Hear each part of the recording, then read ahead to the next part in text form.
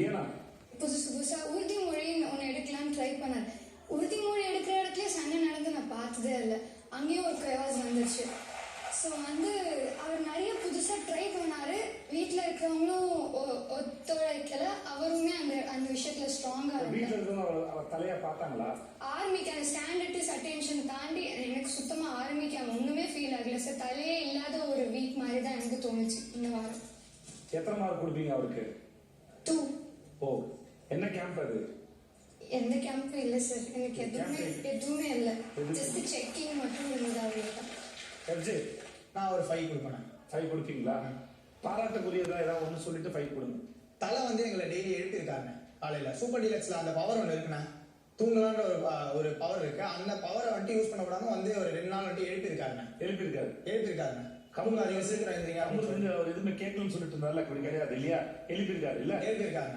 Company அவர் big pass ஹவுஸ்ல இருக்கும்போது தட்ட வச்சுதான் தட்டினாரு, வரவே இல்லைன்னு சொன்னீங்கல்ல. ஆனா 2 முறை எழுப்பியிருக்காராம. அப்படி ஓகே, உங்களுக்கு இன்ஃபர்மேஷன் வந்துருச்சா? 3 முறை கிட்ட வந்து 3 முறை எழுதிருப்பாரு பாவம். 3 நாள் காலையில் வீட்டுல எதையாவது பண்ணீங்கன்னா கமுதுன்னு சொல்லிட்டு பண்ணுங்க. பாவம் அந்த வீட்டுல இருக்க அவருக்கு தெரிய மாட்டேங்குது. உங்க தப்பு தான் நிறைய இருக்கு. வீட்டுல இருக்கிற ஒருத்தர் தெரியாம இதையா பண்றாங்க. அவங்க வீட்டுல இருக்குது எனக்கு தெரியல சார். நீங்க அலட்டிக்காதீங்க சார். உட்காருங்க சார். இவர் ஆர்மி கேம்ப்னு சொன்ன உடனே நான் சூப்பர் டீலக்ஸ் ஒரு 7 ரூபாய்க்கு கொடுத்துட்டு பிக் பாஸ் வீட்டுக்கு ஒரு 10 ரூபாய் கொடுத்துட்டு சண்டை போட வர என்னமோ நம்ம அதெல்லாம் நினச்சிக்கணும். அந்த அளவுக்கு கூட ஒரு இதுவாக கொண்டு போகல.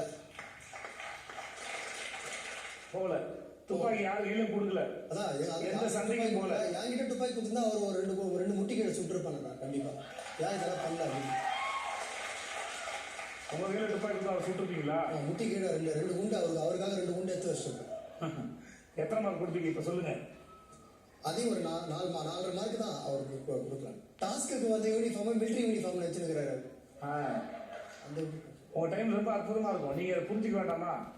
நீங்க உண்மையா நண்பர்லாம் பார்க்காம உங்களுக்கு நண்பரா நான் வந்து சொல்றேன். இவர் நண்பர், இவர் ஃப்ரெண்டு, அவர் அஷ்டா நான் வந்து அடிப்பேன், இந்த மாதிரி வேலை எல்லாம் எதுவுமே வச்சுக்காம தனியா விளையாடுங்க. நீங்க யாருக்காவது குரல் கொடுக்குறீங்கன்னா நியாயத்தின் பக்கம் குரல் கொடுங்க. அது உங்க நண்பருக்காக குரல் கொடுக்காதீங்க, பெருமைக்காக கொடுக்காதீங்க. உங்களுக்கு பிடிக்கலனா கூட இன்னொருத்தர் பண்றது சரியா தான் அதை பாராட்டி பழகுங்க. அதான் சிறப்பு. நீங்களே உங்களுக்கு சரின்னு பண்ணலைன்னா நீங்களே கலாய்க்கிறதுக்கு வேலை செஞ்சுட்டு இருக்கலாமா? செய்யலாமா? அதை சரி. உங்களுடைய கோபத்தெல்லாம் ரொம்ப ரசிச்சிருக்கேன் காணாமல் அவர்களே.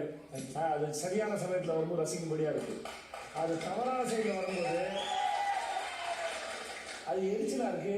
அப்ப யார் இந்த கானா வினோத் எப்படிப்பட்ட மனுஷன்ற கேள்விக்கு வந்து சரி புரிதா? உட்காருங்க. திவாகர் சார்.